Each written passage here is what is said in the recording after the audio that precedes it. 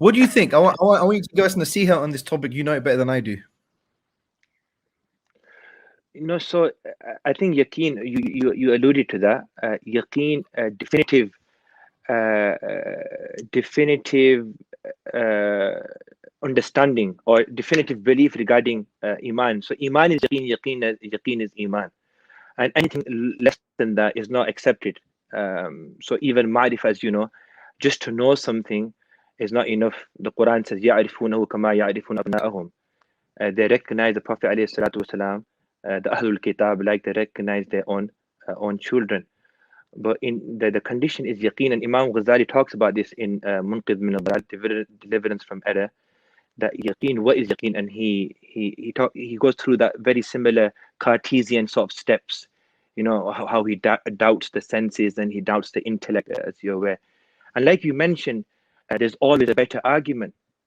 So you can have a deductive reasoning of with valid premises and sound argument, basically, that God exists, but it's rationally possible that somebody will give you an argument proving otherwise, na'udhu billah.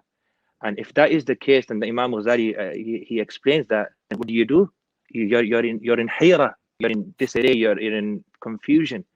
So like he mentioned, I think the khulasa synopsis of the book is when you taste iman, there's no doubt in that. When you taste, so for example, if you haven't tasted mango ever, and I give you a really good argument that mango is sweet, but then somebody comes, my brother comes along, and he gives you just a convincing argument that mango is bitter.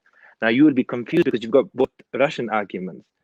One is saying it's sweet and the other saying it's bitter. You don't know what to accept. They're both deductive, or the both premises are, everything, all the conditions for deductive reasoning. But then when you taste that mango yourself and you experience, like you said, from the first perspective, phenomenological perspective, where you actually taste it, then the whole world can come and say mango is bitter. You're going to say something wrong with this, wrong with these people, you know. Allahu Akbar. And this is what the Sahaba, this is what the Sahaba indeed they actually taste iman. That's why Sayyidina Ali radiallahu ta'ala would say that you put Jannah and Jahannam in front of me, wallahi, my iman will increase or decrease.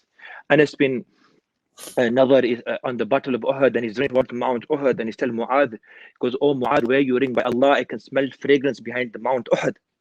So this was an experiential iman. That iman didn't shake because they actually experienced iman. And this is the difference between our iman and the iman of the Sahaba ridwanullah ajma'in, that they tasted the iman. So all these arguments didn't mean anything to them because they felt it. They could visualize Jannah and Jahannam in front of them.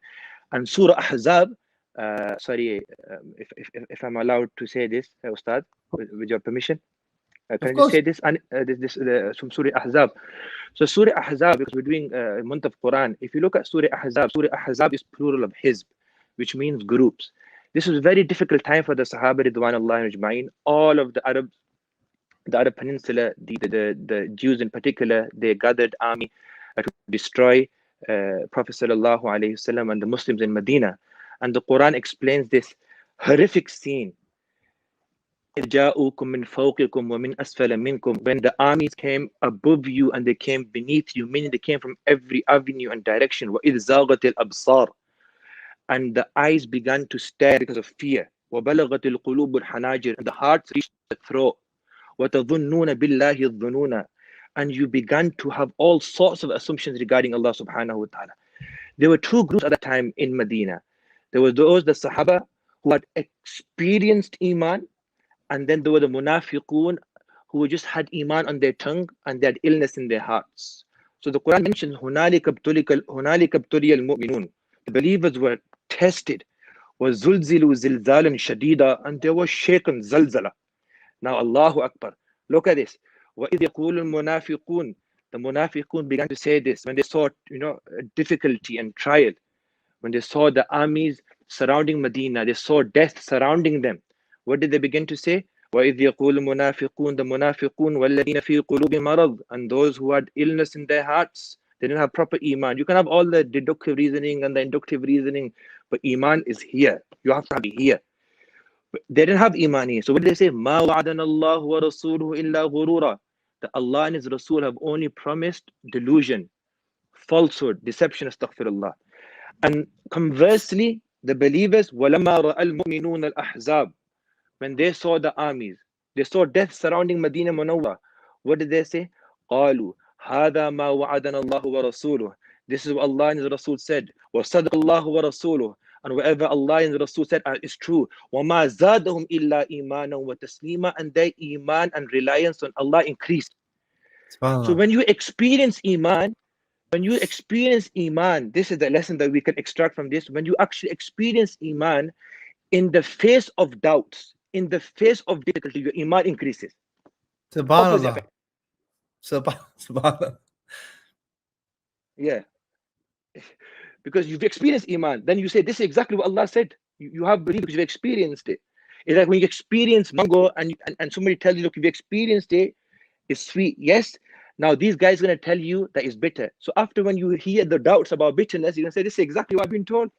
Subhanallah. Exactly what I've been told. Subhanallah. Yes. Shaykh, wallahi, this is from Allah that you came with.